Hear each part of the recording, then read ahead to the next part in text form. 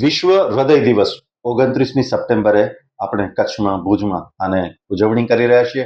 એકવર્ડ હોસ્પિટલના પોડકાસ્ટની શ્રેણીમાં આજે મલ્ટી સ્પેશિયાલિટી સુપર સ્પેશિયાલિટી હોસ્પિટલના એક ખૂબ અગત્યના ફેક્ટર અને એ છે ઓર્થોપેડિક સર્જન. એમની સાથે વાત કરી રહ્યા છીએ.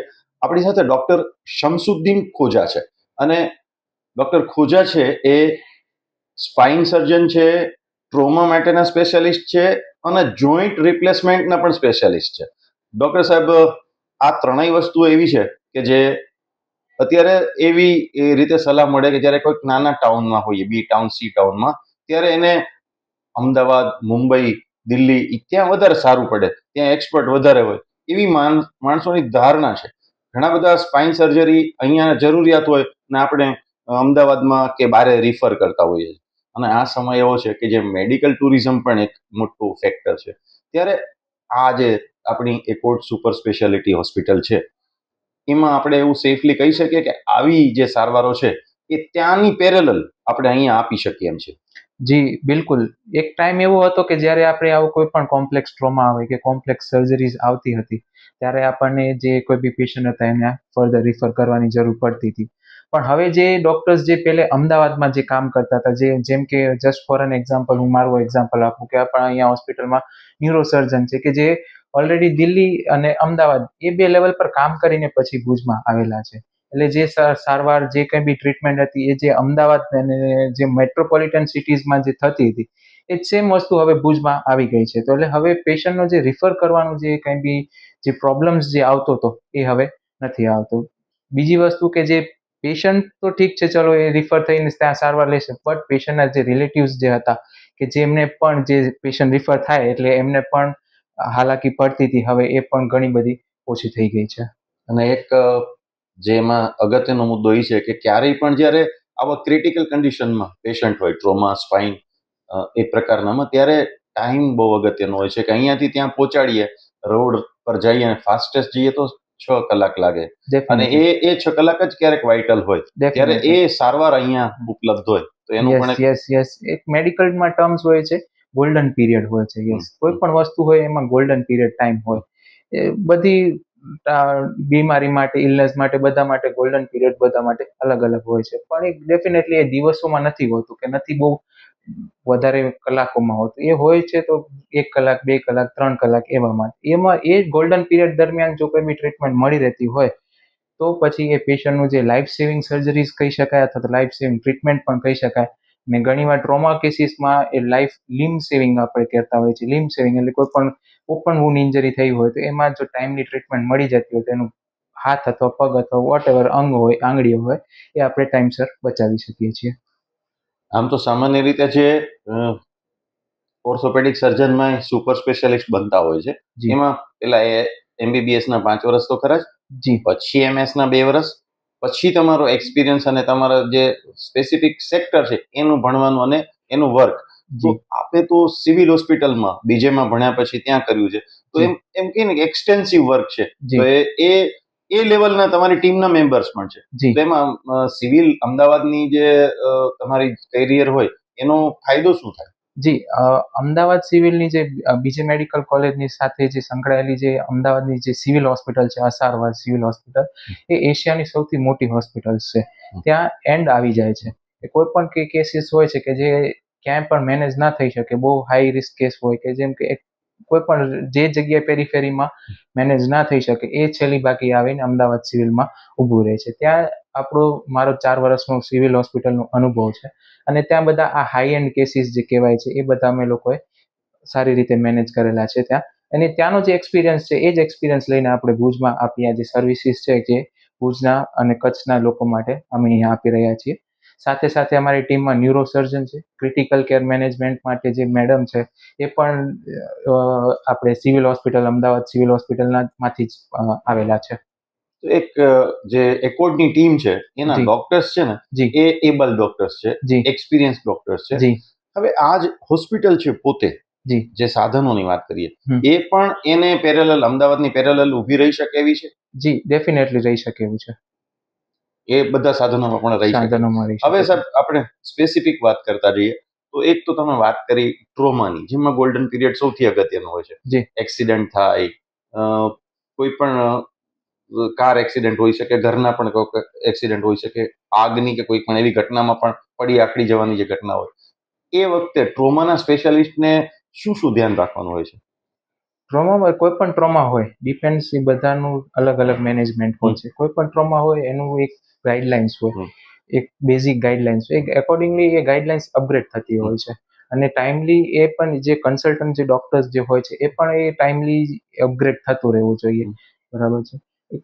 જેમ કે બર્ન્સ હોય તો એના કંઈક પ્રોટોકોલ્સ અલગ હોય, અને ઘણી જગ્યાએ હોસ્પિટલ વાઇઝ એ બધા પ્રોટોકોલ્સ બધા ચેન્જ થતા હોય. આપણે જે આ હોસ્પિટલ્સમાં જે પ્રોટોકોલ્સ જે છે એ અકોર્ડિંગલી જે સ્ટાન્ડર્ડ જે પ્રોટોકોલ્સ આવતા હોય એ પ્રમાણે આપણે અહીંયા ફોલો કરીએ છીએ. ટ્રોમા માટે અલગ હોય છે, બર્ન્સ માટે અલગ હોય, પછી કાર્ડિયક માટે અલગ હોય, ન્યુરો સર્જરી, હેડ ઇન્જરી માટે પ્રોટોકોલ્સ બધાના અલગ અલગ હોય છે. ડોક્ટર ખોજા, ટ્રોમામાં ઓર્થોપેડિક સર્જન હોય છે, જી જી. એનો ફાયદો શું થાય? એટલે પેશન્ટને કેવી રીતે, ધારો કે કોઈકને કાર એક્સિડન્ટ થયો અને એ તમારી પાસે આવ્યા, તો તમારો એને ફાયદો શું થયો? એમ જો ટ્રોમામાં કોઈ પણ પેશન્ટ આવે છે તો એમાં બે બેનિફિટ.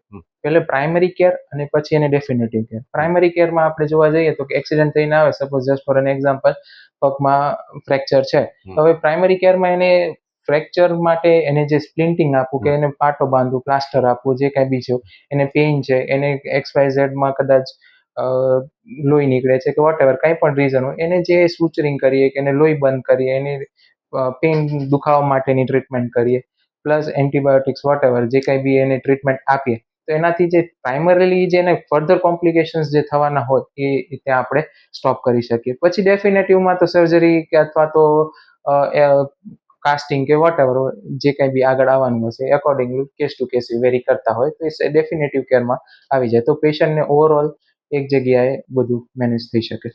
અને એમાં મને લાગે છે પેલું જે પેશન્ટના સગાઓને એક બીક હોય છે કે શોક જે લાગ્યો છે, એક્સિડન્ટથી જે શોક લાગ્યો છે, એમાં પણ તમે મદદરૂપ થઈ શકો? ડેફિનેટલી. એટલે પેશન્ટને એકચ્યુઅલી છે ને કોઈ પણ એક્યુટ એટલે અથવા તો એક્યુટ એટલે કહી શકીએ અચાનકથી જે થયેલું વસ્તુ હોય, એટલે અચાનકથી પેશન્ટ અને પેશન્ટના સગા બહુ ગભરાઈ જતા હોય છે. વસ્તુ ઘણીવાર બહુ માઇનર સ્ક્રેચ હોય તેમ છતાં એ લોકો ગભરાઈ જતા હોય કે શું મોટી વસ્તુ થઈ. આપણે પેશન્ટને કાઉન્સેલિંગ કરીએ અને એ લોકોને અકોર્ડિંગલી ટ્રીટ કરી, એમને થોડુંક સાંત્વના મળે અને થોડાક એ કન્ડિશન સમજી શકે અને એકોર્ડિંગલી એ લોકો શાંત થઈ શકે. હવેના જે બે પોઈન્ટ છે આપણા, એ એક તો સ્પાઇન સર્જરી છે અને બીજો છે એ ની રિપ્લેસમેન્ટ અથવા તો જોઈન્ટ રિપ્લેસમેન્ટની વાત કરી કોઈ પણ. હવે આ બે છે ને, હવે એક બીજા પેલામાં પણ આવે છે, એ છે મેડિકલ ટુરિઝમ અથવા તો આઉટસાઇડ ઇન્ડિયાના જે લોકો છે એ લોકોને પેલા શરૂઆત દાંતથી થઈ હતી. અમેરિકામાં, યુરોપમાં, ઇવન મિડલ ઇસ્ટમાં પણ આપણે ત્યાં જેવા ડોક્ટર છે ને એવા એક્સપર્ટ ડોક્ટર નથી, એવું એ લોકોનું માનવું. પ્લસ ખર્ચો બહુ છે ત્યાં. ધારો કે ત્યાંનું બિલ છે એના લગભગ 15%, 20%માં આપણે અહીંયા કામ થઈ જાય. પણ એ વખતે એ લોકો અહીંયા આવીને સારવાર લે, એટલે એ લોકોને સ્પાઇન સર્જરી છે, ધારો કે તમારી અંદર વાત કરીએ, તો એને એવો ભરોસો બેસવો જોઈએ ને કે વિશ્વના શ્રેષ્ઠ ડોક્ટરો જેવું આપણે અહીંયા સાધન સરંજામે છે અને ડોક્ટરની એક્સપર્ટીઝ છે. તો એ શું હોય છે? ત્યાં હોય ને આપણે હોય તો શું ફેર પડે, અથવા તમને શું લાગે છે? જો સર્જરીમાં ખર્ચા સિવાય બીજું એક જે આપણે અગાઉ વાત કરી, ટાઈમ ઇમ્પોર્ટન્ટ છે. જ્યારે આપણે જે બધી ફોરેન કન્ટ્રીઝમાં જોવા જઈએ તો એવરેજ ખાલી MRI કરાવવા માટે અથવા તો કોઈ પણ રેડિયોલોજીકલ ઇન્વેસ્ટિગેશન કરાવવા માટેનું એવરેજ વેઇટિંગ ટાઈમ હોય છે 8 to 9 months જેટલો. 9 months પછી તમારું MRI થાય, એના પછી સર્જરી માટે તમારું પોસ્ટ થાય, અને એ આવતા ઓલમોસ્ટ 1-1.5 વર્ષ જેવું નીકળી જતું હોય છે ટાઈમ. આપણે જે અહીંયા ઇન્ડિયામાં જે છે એ ટાઈમ જે છે એ બહુ શોર્ટ હોય છે. પ્લસ આપણે જે અગાઉ જે નંબર ઓફ કેસીસ જે આપણે કરેલા હોય as compare to foreign countries, ઇન્ડિયાઝમાં આઈ ગેસ મારાથી બધા એગ્રી કરશે કે ઇન્ડિયામાં નંબર ઓફ જે કેસીસ છે, સર્જરીઝ છે, એ ત્યાં કરતાં અહીંયા વધારે થાય છે. આપણા જે આઉટકમ્સ જે ઓલરેડી જે પ્રીવિયસ સર્જરીઝ થયેલા હોય એ લોકો જોઈને આપણે એ લોકોને બતાવી શકીએ. ડોક્ટર ખોજા, તમારી વાતમાં ખાલી એડ કરવાની કોશિશ કરું કે world wide Indian doctors best છે એવું તો માને છે, બધા લોકો માને છે. પ્લસ આપણે 1 અબજ 40 કરોડ છે, એટલે પોપ્યુલેશન, શિયર પોપ્યુલેશનનો સ્ટ્રોક એવડો છે ને આપણો કે આટલા તો કોઈ પાસે ન હોય, એટલે તમારી પાસે વેરાયટી પણ વેરાયટી બી મળેલ. And the reason behind this is કે હેન્ડ્સ ઓન પણ અમારી ટ્રેનિંગ વખતે જ્યારે અમને જે હેન્ડ્સ ઓન જે મળવા જોઈએ જે એ બહુ ઇમેન્સ મળે. અને ખાસ કરીને હું વાત કરીશ કે અમદાવાદ સિવિલમાંથી જે અમને જે હેન્ડ્સ ઓન જે મળેલા છે અને જે એક્સપિરિયન્સ મળેલો છે ધેટ ઇઝ ઇમેન્સ. એટલે એ બદલાવી ના શકાય એવો છે એની સામે. અને તમે એક સરસ પોઈન્ટ આમાં લીધું કે આ યુરોપિયન કન્ટ્રીમાં કે અમેરિકન કન્ટ્રીમાં, ઓસ્ટ્રેલિયનમાં, આ બધામાં ડોક્ટર્સ ને જે કાયદાઓની નીચેથી પસાર થવું પડે છે એના કરતા થોડાક આપણે ત્યાં વધારે હ્યુમેનિટેરિયન કાયદા છે કે જેથી આપણે તરત જ પેશન્ટને, કારણ કે નહીતર પેલા ડોક્ટરને ઇન્સ્યોરન્સની બીકમાં જે કરવું કે નહીં, અહીંયા ઇન્સ્યોરન્સ એ છે અત્યારે ડોક્ટર ફ્રેન્ડલી છે કે એ બધી વસ્તુઓ છે એ ડોક્ટર ફ્રેન્ડલી છે કે જેથી કરીને સર્જરી તમે ક્વિક ડિસિઝન લઈ શકો. યસ, તમે કીધું એમ સાચું છે કે MRI કરાવો અથવા તો સોનોગ્રાફી કરાવી હોય ને એના માટે એ લોકોને નામ લખાવ્યા પછી એને બહુ લાંબો ટાઈમ લાગે છે. યસ, ત્યાં તમે જલ્દી કરી શકો છો. એટલા જે બહારના છે એ લોકો માટે બહુ સારા છે. હવે સાહેબ જે સ્પાઇન સર્જરીની પણ જે અગાઉ છે એની જ વાત કરીએ તો ટ્રોમામાં જે આપણે ક્વિકલી અહીંયા કરી શકીએ છીએ એમ સ્પાઇન સર્જરીમાં પણ તમે એવું કહી શકો કે આપણે સાધન સરંજામની દ્રષ્ટિએ ન્યુરો સર્જરી કે સ્પાઇન સર્જરીમાં પણ બે અલગ અલગ વાત છે, પણ એમાં પણ આપણે મુંબઈની કે અમદાવાદની કોઈ પણ સારી હોસ્પિટલની હરોળમાં ઉભા રહી શકીએ એવા છીએ એવું તમને લાગે છે? એટલે ટાઈમ બદલાઈ રહ્યો છે, સ્ટેબલ નથી રહ્યો. અત્યારે ધીમે ધીમે જે એ લોકો પાસે જે ટેકનોલોજીસ જેમ જેમ આવતી જાય છે તેમ ઉપરથી નીચે સુધી પણ ટેકનોલોજીસ આવતી જાય છે. તેમ ટાઈમ ટુ ટાઈમ બધા અપગ્રેડ થતા રહે છે. એટલે ઇમ્પ્રુવિંગ છે અને આઈ ગેસ વેરી શોર્ટ ટાઈમમાં એ બધું હાઈ એન્ડ ટેકનોલોજીસ ભુજમાં પણ આવી જશે. અને જે એવરેજ જે સર્જરી છે એમાં તમે એટલા જ એક્સપર્ટ છો અથવા એટલું જ સક્ષમ છો, કેપેબલ, કે અહીંયા તમે એને હેન્ડલ કરી શકો. જી, કોઈકને ફટાફટ આપણે દરેક વખતે અમદાવાદ રિફર કરવાની જરૂર નથી. દર વખતે જરૂર નથી પડતી. બીજું વસ્તુ કે વિશ્વાસની એક વસ્તુ છે કે પેશન્ટને જો લોકલી આપણે પ્રેક્ટિસ કરતા હોઈએ, લોકલ આપણે લેંગ્વેજમાં વાત કરતા હોઈએ તો પેશન્ટને થોડુંક કમ્ફર્ટ પણ લાગે, સિમ્પથી પણ લાગે.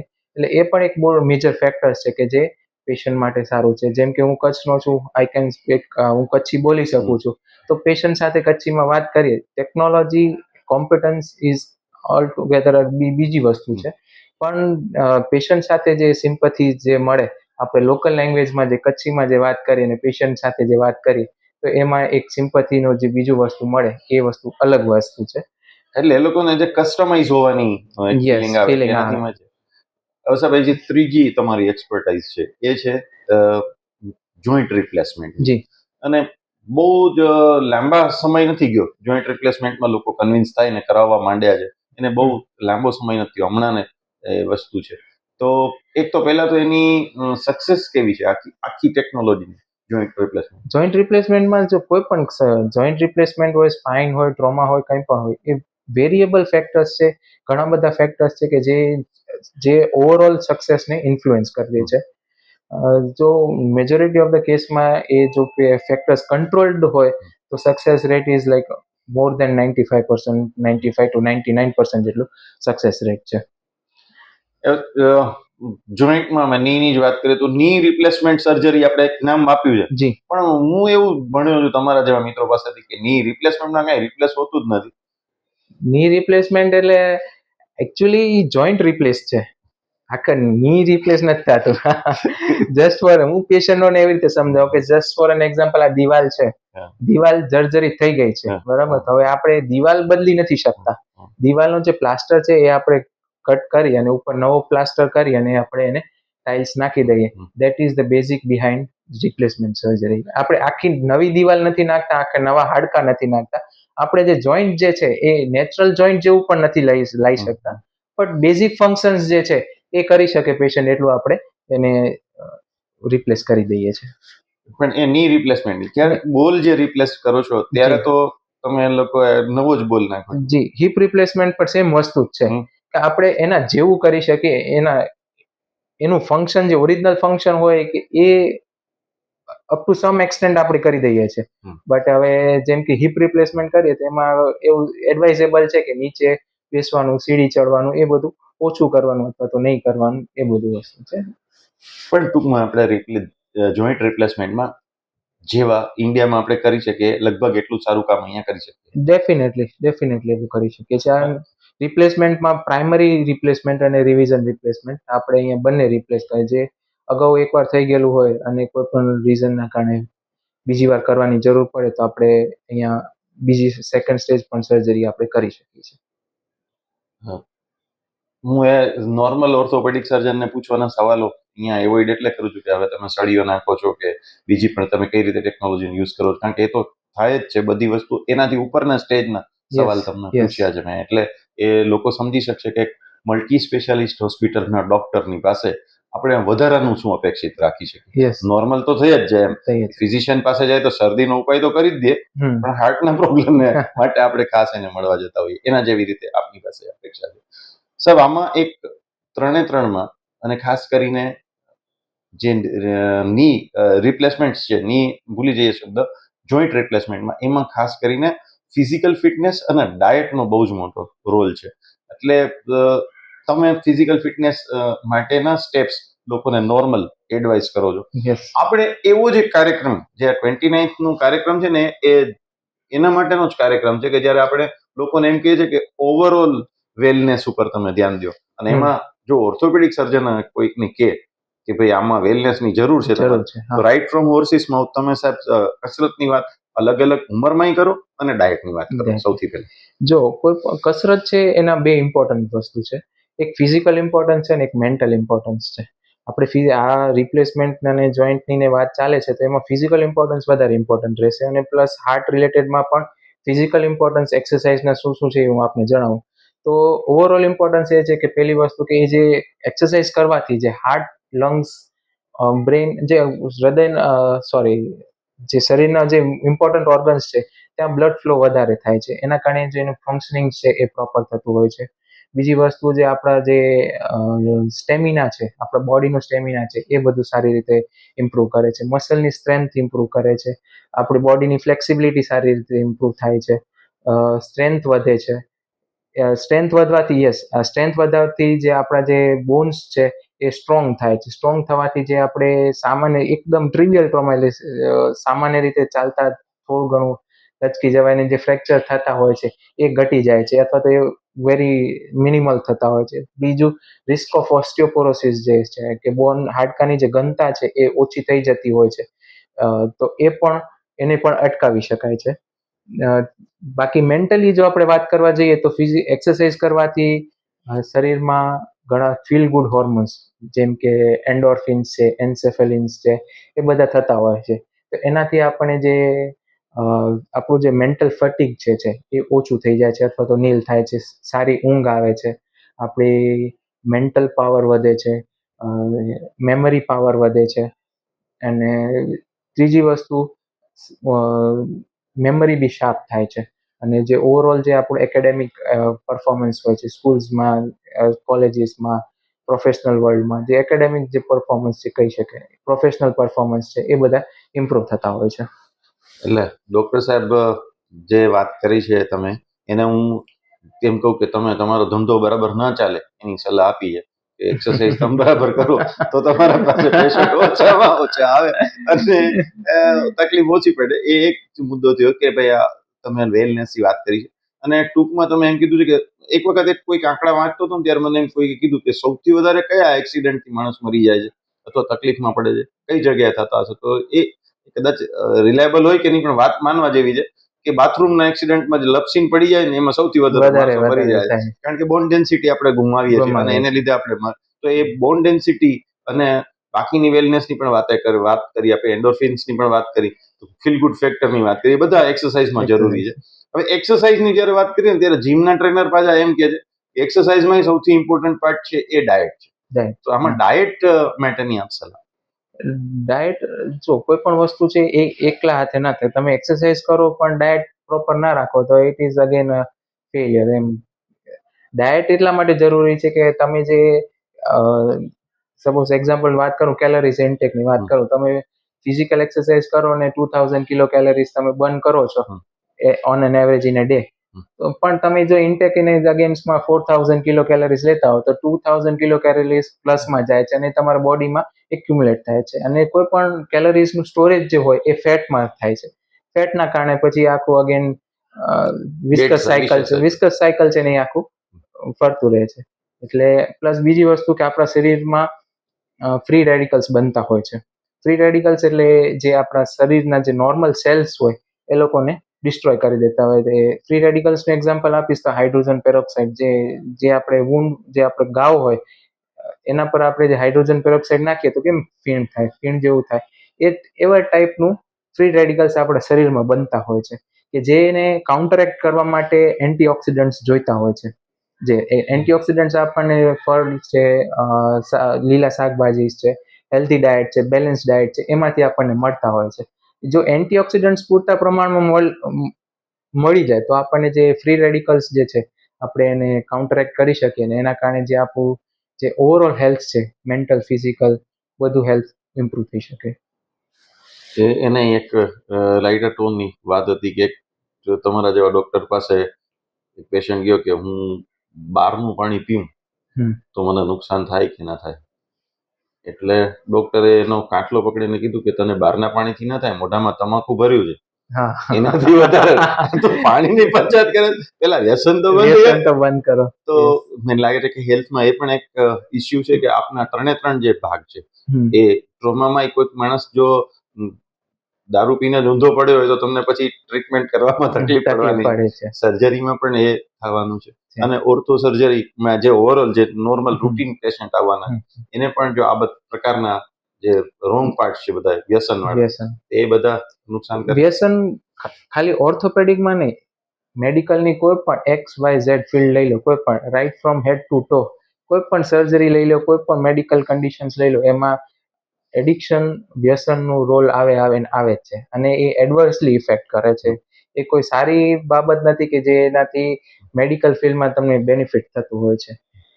જી, તો ડોક્ટર સાહેબ એક કમ્પ્લીટ મલ્ટી સ્પેશિયાલિટી હોસ્પિટલના મલ્ટી સ્પેશિયાલિટી હોસ્પિટલના એક ઇમ્પોર્ટન્ટ પાર્ટ જેનાથી એની વગર એને મલ્ટી સ્પેશિયાલિટી હોસ્પિટલ કહી જ ના શકાય એવા ડોક્ટર સાથે વર્લ્ડ હાર્ટ ડેના વાત કરી છે.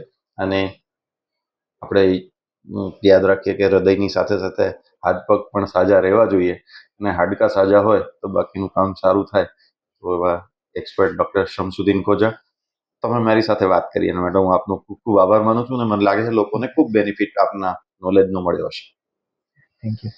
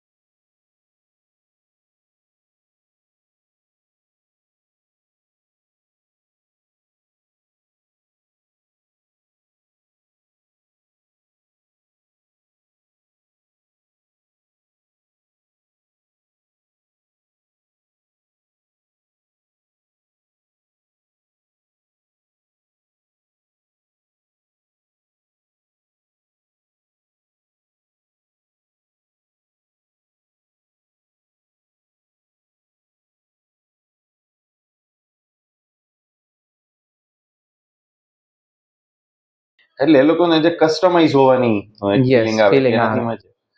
હવે સાહેબ જે ત્રીજી તમારી એક્સપર્ટાઇઝ છે એ છે જોઈન્ટ રિપ્લેસમેન્ટ. જી અને બહુ જ લાંબા સમય નથી ગયો જોઈન્ટ રિપ્લેસમેન્ટમાં લોકો કન્વિન્સ થાય ને કરાવવા માંડ્યા છે. એને બહુ લાંબો સમય નથી હમણાં ને એ વસ્તુ છે.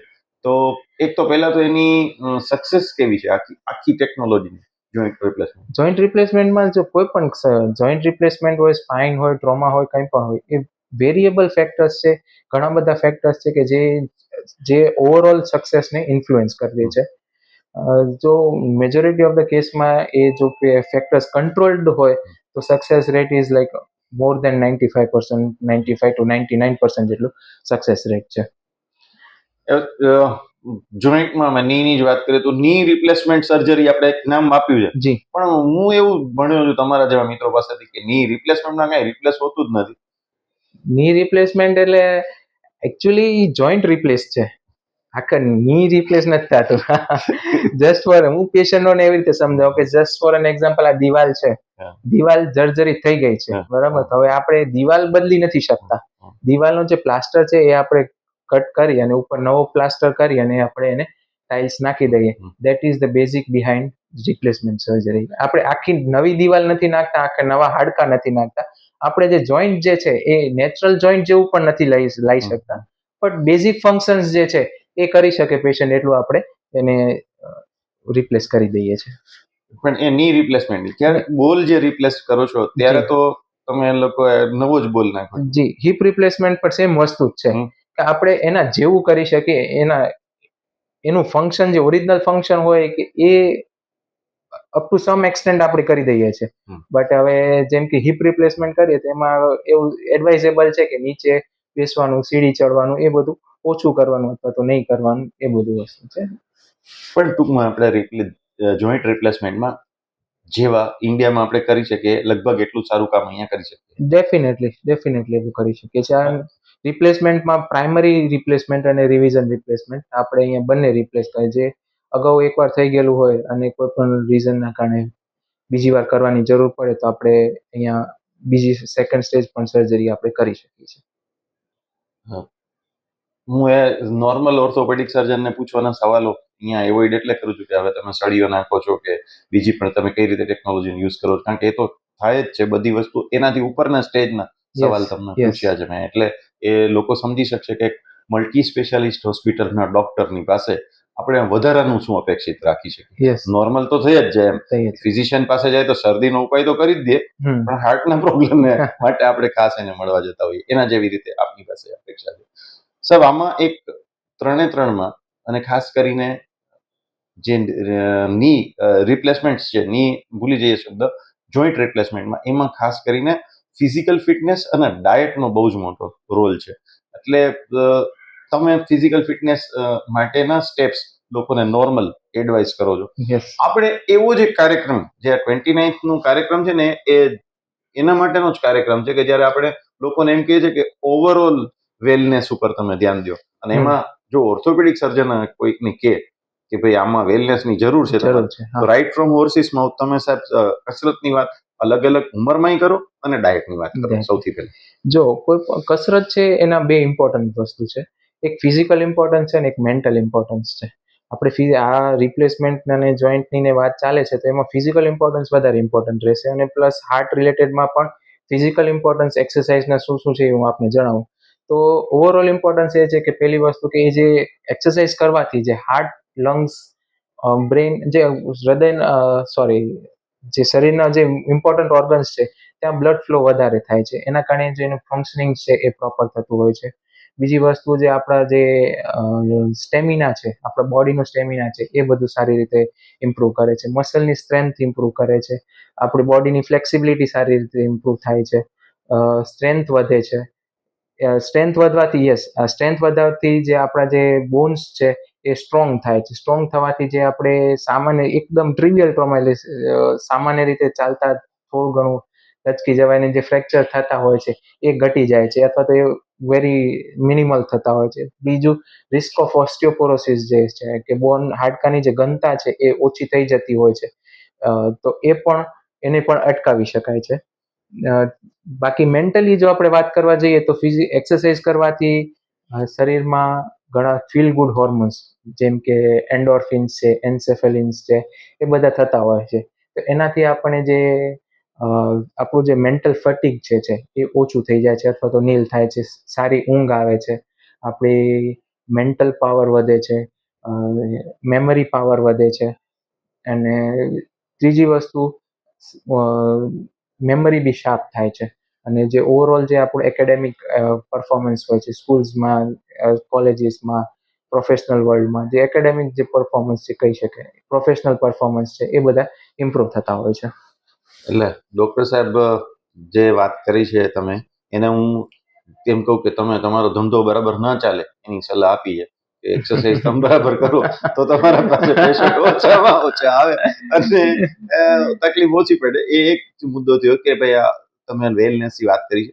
અને ટૂંકમાં તમે એમ કીધું છે કે એક વખત કોઈક આંકડા વાંચતો હતો ને ત્યારે મને એમ કોઈ કીધું કે સૌથી વધારે કયા એક્સિડન્ટથી માણસ મરી જાય છે અથવા તકલીફમાં પડે છે, કઈ જગ્યાએ થતા હશે. તો એ કદાચ રિલાયબલ હોય કે નહીં, પણ વાત માનવા જેવી છે કે બાથરૂમના એક્સિડન્ટમાં જે લપસીને પડી જાય ને એમાં સૌથી વધારે માણસો મરી જાય છે. કારણ કે બોન ડેન્સિટી આપણે ગુમાવીએ છીએ અને એને લીધે આપણે તો એ બોન ડેન્સિટી અને બાકીની વેલનેસની પણ વાત કરી, આપણે એન્ડોર્ફિન્સની પણ વાત કરી, ફીલ ગુડ ફેક્ટરની વાત કરી, બધા એક્સરસાઇઝમાં જરૂરી છે. હવે એક્સરસાઇઝની જ્યારે વાત કરીએ ને ત્યારે જીમના ટ્રેનર પાછા એમ કહે છે કે એક્સરસાઇઝમાં સૌથી ઇમ્પોર્ટન્ટ પાર્ટ છે એ ડાયટ છે. તો આમાં ડાયટ માટેની આપ સલાહ. ડાયટ, જો કોઈ પણ વસ્તુ છે એ એકલા હાથે ના થાય. તમે એક્સરસાઇઝ કરો પણ ડાયટ પ્રોપર ના રાખો તો ઇટ ઇઝ અગેન ફેલિયર. એમ ડાયટ એટલા માટે જરૂરી છે કે તમે જે સપોઝ એક્ઝામ્પલ વાત કરું, કેલરીઝ ઇન્ટેકની વાત કરું, તમે ફિઝિકલ એક્સરસાઇઝ કરો ને 2000 કિલો કેલરીઝ તમે બર્ન કરો છો on an average in a day, પણ તમે જો ઇન્ટેક ઇન અગેન્સ્ટમાં 4000 કિલો કેલરીઝ લેતા હો તો 2000 કિલો કેલરીઝ પ્લસમાં જાય છે અને તમારા બોડીમાં એક્યુમ્યુલેટ થાય છે. અને કોઈ પણ કેલરીઝનું સ્ટોરેજ જે હોય એ ફેટમાં થાય છે. ફેટના કારણે પછી આખું અગેન વિસ્કસ સાયકલ છે ને એ આખું ફરતું રહે છે. એટલે પ્લસ બીજી વસ્તુ કે આપણા શરીરમાં ફ્રી રેડિકલ્સ બનતા હોય છે. ફ્રી રેડિકલ્સ એટલે જે આપણા શરીરના જે નોર્મલ સેલ્સ હોય એ લોકોને ડિસ્ટ્રોય કરી દેતા હોય. ફ્રી રેડિકલ્સનું એક્ઝામ્પલ આપીશ તો હાઇડ્રોજન પેરોક્સાઇડ, જે આપણે જે આપણે ઘાવ હોય એના પર આપણે જે હાઇડ્રોજન પેરોક્સાઇડ નાખીએ તો કેમ ફીણ થાય, ફીણ જેવું થાય, એવા ટાઈપનું ફ્રી રેડિકલ્સ આપણા શરીરમાં બનતા હોય છે કે જેને કાઉન્ટરેક્ટ કરવા માટે એન્ટીઓક્સિડન્ટ્સ જોઈતા હોય છે. જે એન્ટીઓક્સિડન્ટ્સ આપણને ફળ છે, લીલા શાકભાજી છે, હેલ્ધી ડાયટ છે, બેલેન્સ ડાયટ છે, એમાંથી આપણને મળતા હોય છે. જો એન્ટીઓક્સિડન્ટ્સ પૂરતા પ્રમાણમાં મળી જાય તો આપણને જે ફ્રી રેડિકલ્સ જે છે આપણે એને કાઉન્ટરેક્ટ કરી શકીએ ને એના કારણે જે આપણું જે ઓવરઓલ હેલ્થ છે, મેન્ટલ, ફિઝિકલ, બધું હેલ્થ ઇમ્પ્રૂવ થઈ શકે. એને એક લાઇટર ટોનની વાત હતી કે જો તમારા જેવા ડોક્ટર પાસે એક પેશન્ટ ગયો કે હું બહારનું પાણી પીઉં તો મને નુકસાન થાય કે ના થાય, એટલે ડોક્ટરે એનો કાટલો પકડીને કીધું કે તને બહારના પાણીથી ના થાય, મોઢામાં તમાકુ ભર્યું છે, એનાથી વધારે તો પાણીની પંચાયત કરે, પેલા વ્યસન તો બંધ કરો. તો મને લાગે છે કે હેલ્થમાં એ પણ એક ઇસ્યુ છે કે આપના 3 જે ભાગ છે એ ટ્રોમામાં કોઈક માણસ જો દારૂ પીને ઊંધો પડ્યો હોય તો તમને પછી ટ્રીટમેન્ટ કરવામાં તકલીફ પડવાની, સર્જરીમાં પણ એ થવાનું છે.